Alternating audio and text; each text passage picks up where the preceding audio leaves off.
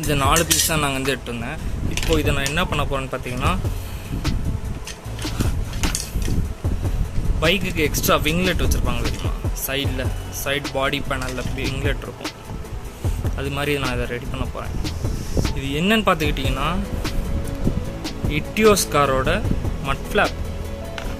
இது என்னன்னு பார்த்துக்கிட்டிங்கன்னா, இது வந்துட்டு பழைய பிரிண்டர் இருக்கும்ல, அதில் இந்த பேப்பர்லாம் வந்துச்சுன்னா இதில் வந்து இப்படி வந்து செட்டில் ஆகி உட்காரும். அது இதை வச்சு நான் எப்படி விங்லெட் பண்ணுறேன்னு பாருங்கள், நீங்களும் பண்ணி பாருங்கள், ட்ரை பண்ணி பாருங்கள். வீட்டில் உள்ள பழைய வேஸ்ட்டு இதெல்லாம் வேஸ்ட்டாக போட்டு நாங்கள் புதுசு யூஸ் பண்ண கூட இல்லை. இதை வச்சு நான் என் வண்டிக்கு ரெடி பண்ணலாமேன்னு சொல்லிட்டு எடுத்து வச்சுருக்கிறேன். இப்போ தான் என் கண்ணில் பட்டுச்சு, அதான் நான் அதை பண்ண போகிறேன். பார்த்து தெரிஞ்சுக்கோங்க, நீங்களும் பண்ணி பாருங்கள். வேறு லெவலில் இருக்க போகுது. காய்ஸ், அவ்வா ஒரு வழியாக முடிச்சிட்டேன். இதுதான் நம்ம விங்லெட்டோட மாடல். இந்த இடத்துல எதுக்கு கோடு வந்திருக்குன்னு நான் காமிக்கிறேன். இந்த ரைட்டு இந்த கோடு எதுக்கு வந்துருக்கு ஒரு கேள்வி என்னால் யூஸ் பண்ண முடியல. நான் திருப்பி கண்டினியூ பண்ணுறேன்.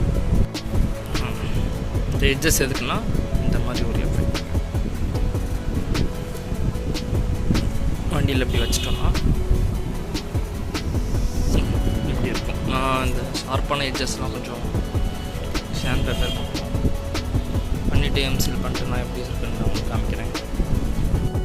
இப்போ நான் வந்து எம்சில் போட்டு சாண்ட் பேப்பர் வச்சு சாண்டிங் பண்ணுறேன். தெரியுதா? எட்ஜஸ்லாம் நல்லா இது பண்ணிக்கிட்டேன். ஸ்ப்ரே பெயிண்ட் வச்சுருக்கேன், ஸ்ப்ரே அடிச்சுட்டு இதில் நான் ஸ்ப்ரே பெயிண்ட்டும் பண்ணிவிட்டு 3M ஸ்டிக்கரை ஓட்டிட்டேன். வாங்க ஃபைனல் பார்க்கலாம்.